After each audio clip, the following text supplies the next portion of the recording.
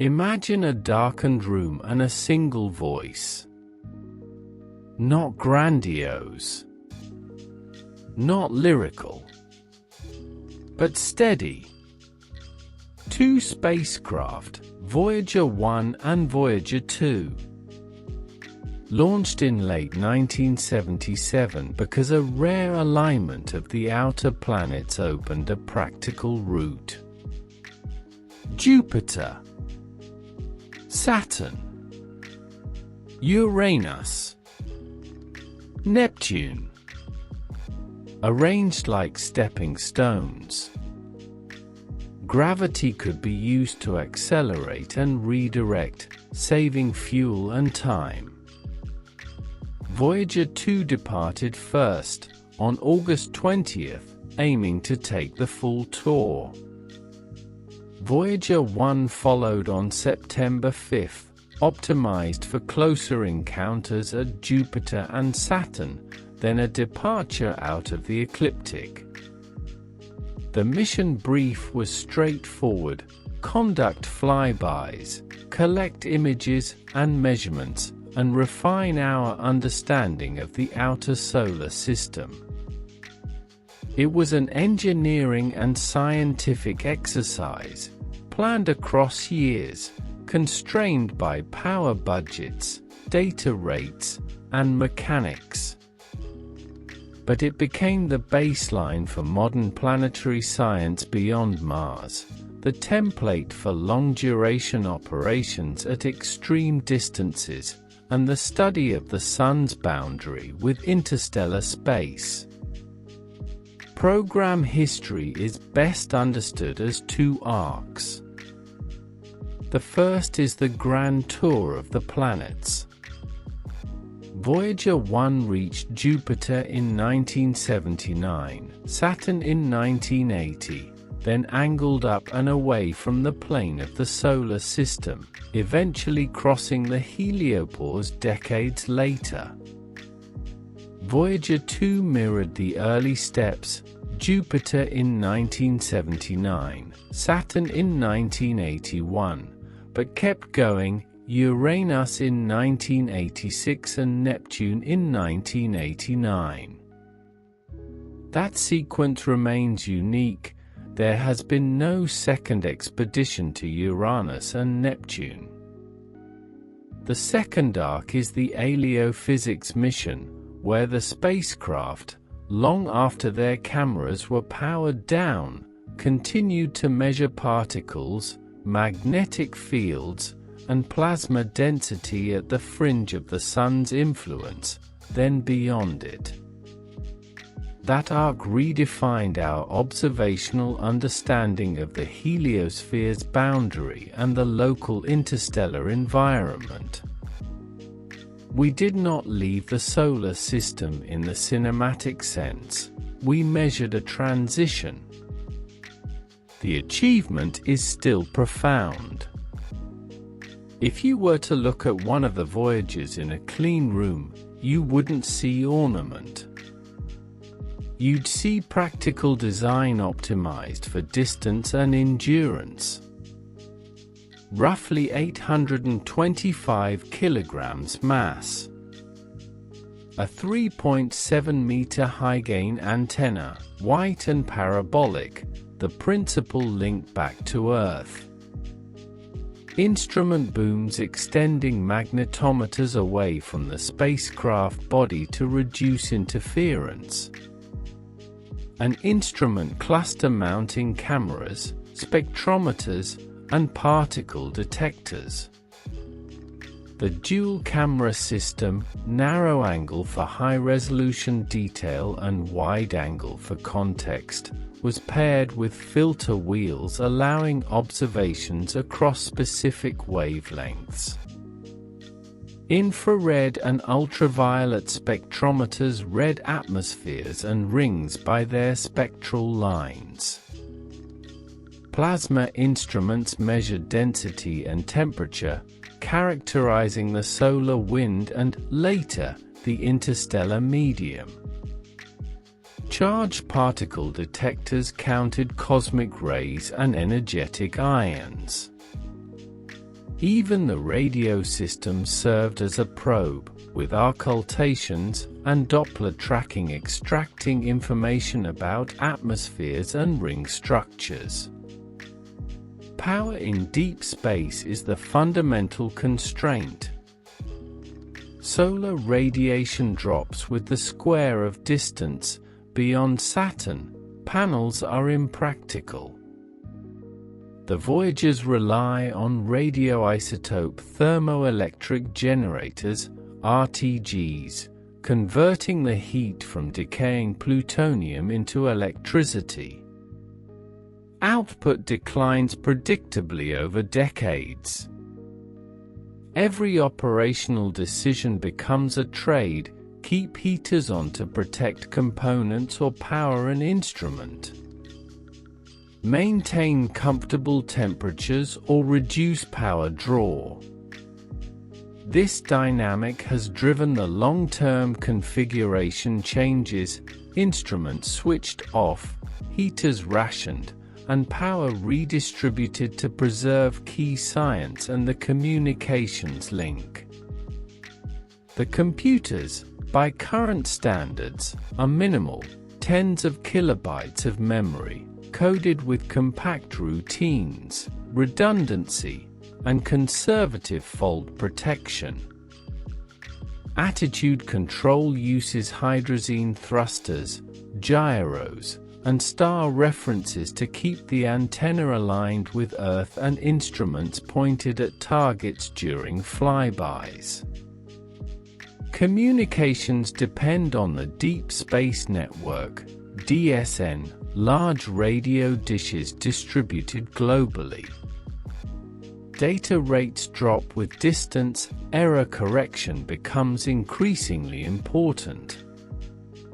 Operations are slow and deliberate because round-trip light time spans hours. Everything is choreographed. Long-duration missions confront predictable and unpredictable problems. Thermal cycling shifts tolerances. Aging components develop quirks. Lubricants move. Cosmic rays flip memory bits. Subsystems occasionally start returning incoherent telemetry. You don't drive out and swap a module. You diagnose with limited data, consult decades-old documentation, simulate behaviors, and craft patches that must arrive with precise timing. Over time, heater configurations are altered, thrusters are fired less frequently, and attitude control strategies evolve to maintain stability while preserving propellant and hardware life. Communications anomalies trigger careful changes to data paths and modes. Sometimes, a subsystem can be persuaded back to nominal operation, sometimes it cannot, and the mission adapts without it. This is not improvisation, it is disciplined maintenance at light-day distances. The discoveries made the effort worthwhile. At Jupiter, the Voyagers observed Io's active volcanism, the first time it had been seen beyond Earth, an immediate recalibration of our assumptions about moon geology and tidal heating. Europa revealed a fractured ice shell suggestive of a subsurface ocean, a hypothesis strengthened in later decades by other missions but first supported by Voyager imagery and data. The Great Red Spot resolved into layered, evolving weather, not a static feature. Ganymede's magnetosphere indicated differentiation and internal dynamics. Radiation belts and magnetospheric structures were measured in detail, faint rings were observed. At Saturn, the ring system's complexity became undeniable. Spokes, waves, gaps, resonances, and the shaping influence of shepherd moons. Titan's dense, nitrogen-rich atmosphere and organic haze were measured and profiled, an invitation for future exploration that would later be taken up by Cassini-Huygens. Uranus presented a planet rolling on its side, producing unusual seasonal and magnetic behavior, with rings and moons like Miranda that hinted at complex geological histories. Neptune's atmosphere showed fast winds and storm systems. Triton displayed active cryovolcanism with nitrogen geysers and surface reworking, clear evidence that cold physics and chemistry can drive dynamic geology. These transformed points of light into places with weather, structure, and history. They gave us questions that subsequent missions would pursue for decades. After the flybys, the aleophysics work began to dominate. What matters at the edge of the Sun's domain are gradients, not borders. The heliopause is a transitional region where the solar wind's pressure yields to the interstellar medium. Voyager 1 and, later, Voyager 2 recorded the signatures of crossing, plasma densities rising, magnetic field directions changing, cosmic ray populations shifting. The data are subtle, the conclusion is rigorous. We measured the boundary in situ for the first time. We learned about the shape and texture of the heliosphere, the role of the local interstellar medium, and how our stars influence interfaces with its surroundings. These observations inform models of space weather and the long-term environment beyond the planets. In 1990, Voyager 1 turned its camera toward home and took a portrait of the solar system. In that image, Earth is a point suspended in a heliographic ray, a pale blue dot. The cultural impact of that image came from its directness. It showed scale and fragility. It didn't argue, it displayed. Ethics and policy don't usually pivot on pixels.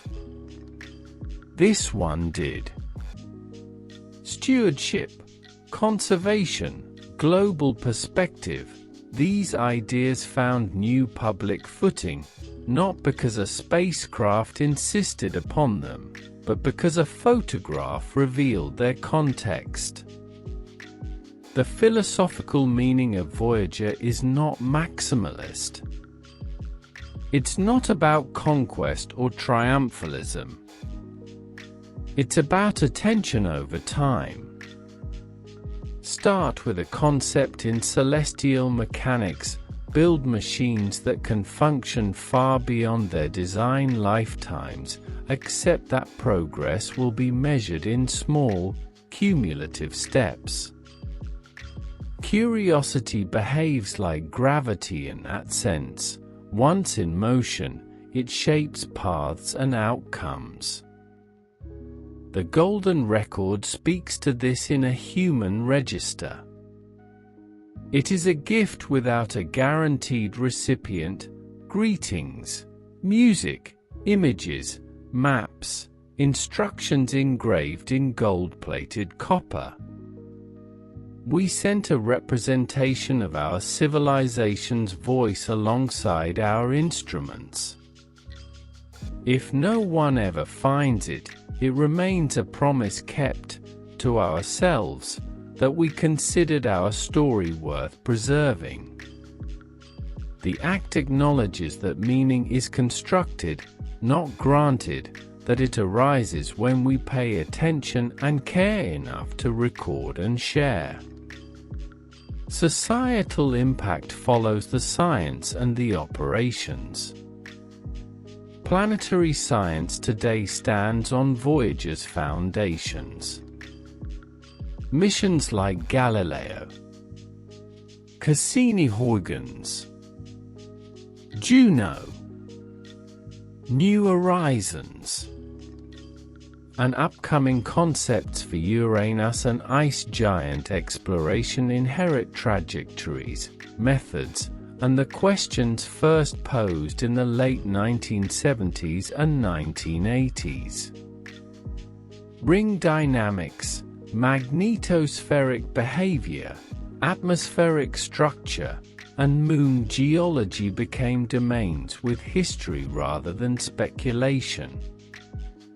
Heliospheric observations inform both fundamental science and practical concerns: radiation environments, shielding, mission planning for spacecraft and human exploration, and the modeling of space weather impacts. Communications, navigation, and fault-tolerant systems engineering matured under the pressure of keeping whispers audible across billions of kilometers. The DSN's international cooperation model, coordinated large antennas across continents, has become a durable example of how infrastructures shared between nations enable projects beyond the reach of any single institution. The program's tone influenced culture as well. Voyager's images and the golden record moved into film, literature, and music as motifs for measured wonder. The idea that one can join precision and awe, clear data and open-ended curiosity, became part of the voice of modern science communication. In education, the mission provides a narrative that demonstrates constrained creativity, incremental discovery, and the validity of the long view. It shows students that slow projects are not failures of tempo but choices made because the scale of the question demands it. Publics that learn to support decades-long missions learn to tolerate timelines necessary for climate resilience, infrastructure renewal, and basic research. It's important to account for the operational ethics embedded in Voyager. Sustaining a mission for nearly half a century demands a culture of stewardship. Engineers and scientists manage resources precisely, communicate clearly, and make decisions that privilege survival and core science over novelty.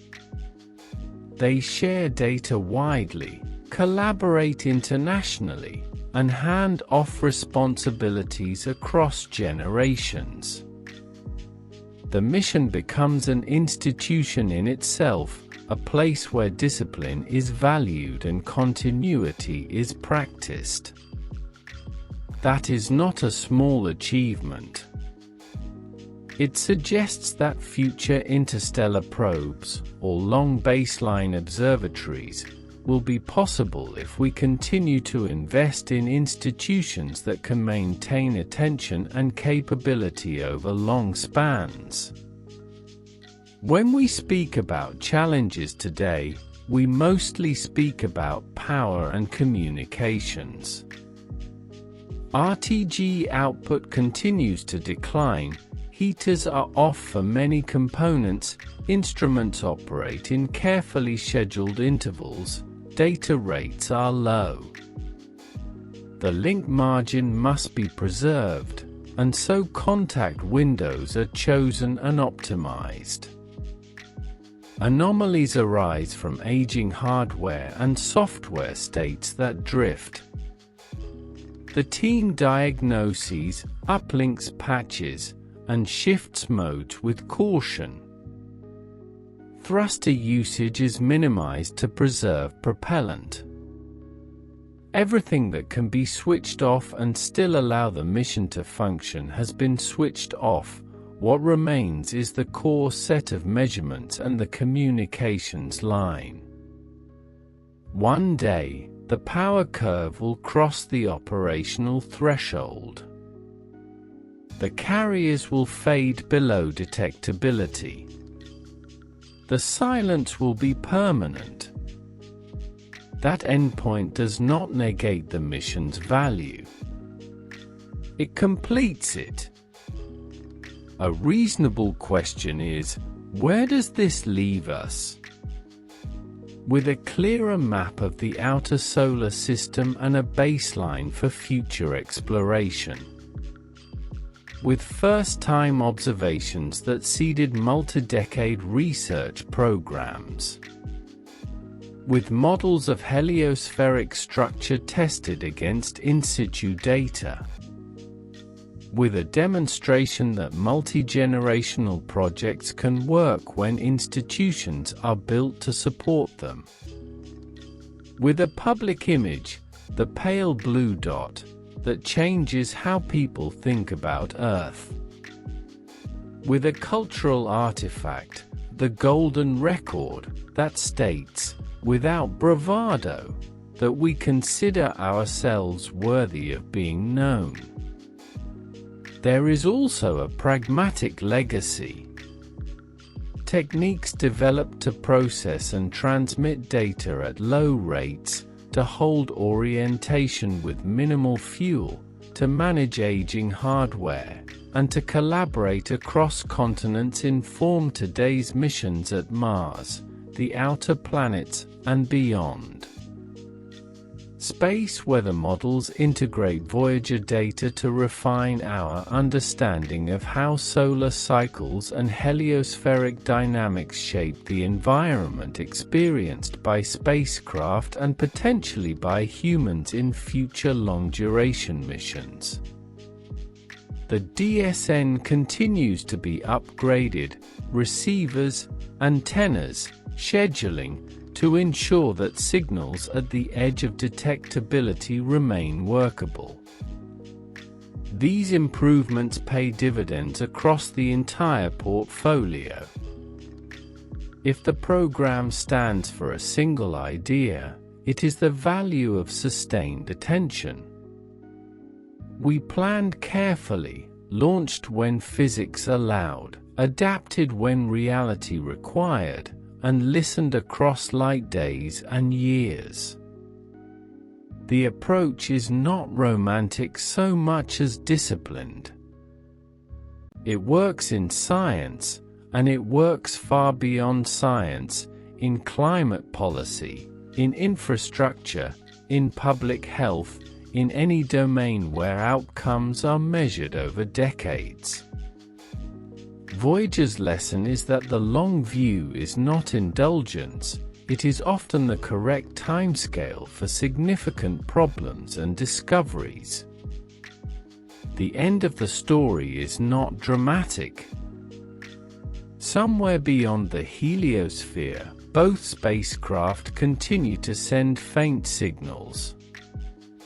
Their wattage is low, their instruments few, their data rates minimal. But their presence is meaningful. We have not proven that the universe is hospitable or hostile, we have measured parts of it we hadn't touched before. We have demonstrated a way of working, prepare, launch, adjust, measure, share, sustain. The machines will eventually go quiet. They will remain intact, drifting for spans of time that dwarf our institutional memory. The golden records may pass unexamined forever or be discovered later by someone or something else. The outcome is secondary to the principle. We recorded ourselves and sent that record with instruments designed to understand the environment they travel through. That is what a curious species does. If a single image reshaped public perception, it was the pale blue dot. If a single artifact carried our voice forward, it was the golden record. If a single operational lesson emerged, it was the necessity of patience. And if a single scientific thread runs through the program, it is that data gathered at the right time and place can turn speculation into knowledge. Voyager yoked these threads together without fanfare. It worked because the mission was scaled to the problem and the culture sustained the mission. That is the part to remember as we contemplate the next grand tours, ice giant orbiters, interstellar precursor probes, long baseline observatories stationed far from Earth's noise. The practice developed here, long planning horizons, careful operations, frank communication, attention to small numbers, will be required again. It is easy to say that the Voyagers changed how we see the solar system. They did. It is more accurate to say they changed how we work in it. They took on constraints, power, time, distance, and built processes that respected those constraints. They offered questions that were answerable, and they answered them. They illustrated that a clear image, honestly described, can shift public ethics. They showed that international collaboration can be a routine part of difficult missions. They taught generations of engineers and scientists how to maintain discipline when feedback is slow and resources are limited. Those lessons are not glamorous, but they are enduring. So the voice is steady, 2 spacecraft, launched when physics allowed, still doing their work. Their signals are weak, their meaning is strong. We will not hear them forever. But we have heard enough to know what is possible when we combine precise equations with careful engineering and sustained attention. Voyager was never only an adventure. It was a demonstration that the scale of human curiosity can match the scale of the cosmos if we are willing to work at the right tempo. That is not poetry. It is the practical statement of a program that turned celestial alignment into an opportunity, turned opportunity into measurement, and turned measurement into knowledge that will last.